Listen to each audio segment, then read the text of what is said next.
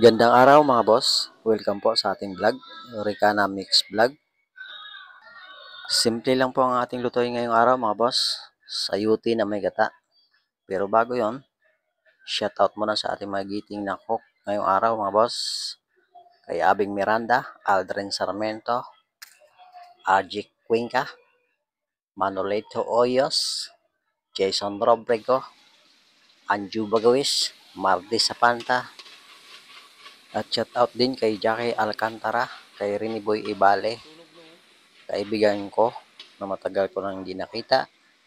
Shoutout sa iyo, Lot. At welcome po sa ating channel mga boss. Tuloy na po natin mga boss.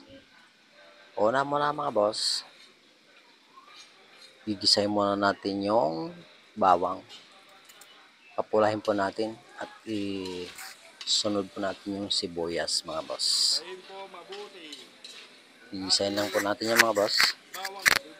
At susunod natin yung ating luya mga boss. Papulahin lang po natin yung mga boss. Tuloy-tuloy lang natin yung paghalo mga boss. Pagkatapos ng luya, isusunod po natin dyan yung tatlong sili mga boss. Tatlong habang sili mga boss. Tuloy-tuloy lang natin yung paghalo nyo mga boss. Ituloy-tuloy lang po natin ang paghalo niya mga boss. Saka natin isunod yung gata. Unang piga at saka pakalawang piga, isama-sama na po natin yan mga boss. Kayo po mga boss ay nakain ng sayote na may gata. Bihirap makakita ng may gatang sayote mga boss, di ba? Ang madalas mo makikita sa luto ng sayote gisado. Yun po mga boss. Ito sa amin mga boss, pang isang barangay kakain po nito mga boss. At kung kayo mga boss ay hindi pa po nakapag-subscribe sa ating YouTube channel, ay po pwede nyo pong bisitahin ang YouTube mga boss at i-search nyo po ang Ricana Mix Vlog. Malaya po kayong mag-subscribe doon mga boss, wala pong bayad yun. At pumindot na rin po sa notification bell para ma-notify po kayo pag mayroon po tayong bagong upload mga boss. Marami pong salamat. Pagsama-sama lang po natin dyan mga boss, yung unang piga at pangalawang pigang gata. Pagkatapos mga boss, hahayaan lang po natin yan ng kumulo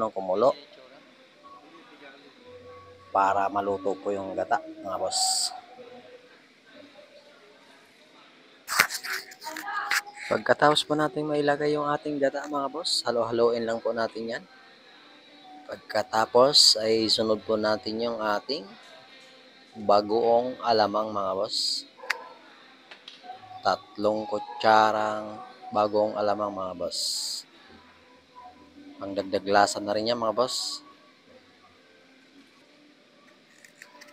Pagkatapos po natin mailagay yung ating bagoong alamang mga boss, halo-haloin lang natin yan mga boss. At pabayaan lang po natin yang kumulo para maluto po yung ating gata mga boss. Bago po natin isunod yung ating panglasa niya mga boss ay shrimp powder lang mga boss.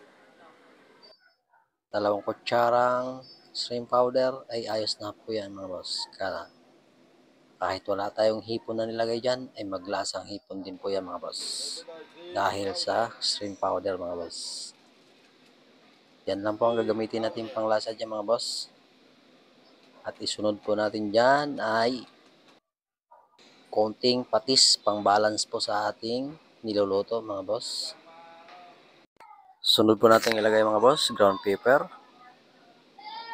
Halo-haloin ng konti. Sabay isunod natin yung ating sayote mga boss. Pang isang barangay yan mga boss. Kaya mas marami. Para maraming makakain mga boss. Habang hinalo-halo po natin yung mga boss, ay susunod po natin yung ating isasahog niya mga boss, dilis mga boss. Yun po ang ating panghalo niya mga boss. Wala po yung karne mga boss. Pagkatapos po natin may apply yung dilis dyan mga boss, ay halo-haloin lang po natin yan. Pabayaan na po muna natin kumulo yan mga boss at nang maluto po yung ating sayuti mga boss. Hindi natin yan masyadong pakatay mga boss. Yung tamang luto lang mga boss. Para maluto din yung ating dilis na nilagay mga boss. Pagkatapos mo niya mga boss, ay ilalagyan po natin yan ng 4 na pirasong sili mga boss. Yun po ang ating pang final dyan mga boss. Pampakapit sa ating dila mga boss habang kinakain natin. At pagkatapos po ilagay yung sili niya mga boss ay okay na po yan. Marami pong salamat sa inyong panonood sa ating vlog mga boss.